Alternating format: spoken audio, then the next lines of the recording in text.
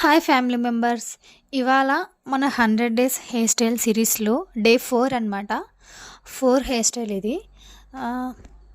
సింపుల్గా ఒక party wear look ఇచ్చిద్దామని చెప్పేసి ఇలా సింపుల్గా ఒక హెయిర్ స్టైల్ ట్రై చేస్తున్నా. అక్కడ హెయిర్ని ట్విస్ట్ చేశా కదా, అది పట్టుకోవడానికి ఎవరు లేదు. సో అలా మౌత్లో పెట్టుకుందామని చెప్పేసి పెట్టుకుంటుంటే అది అసలే అందడమే లేదు.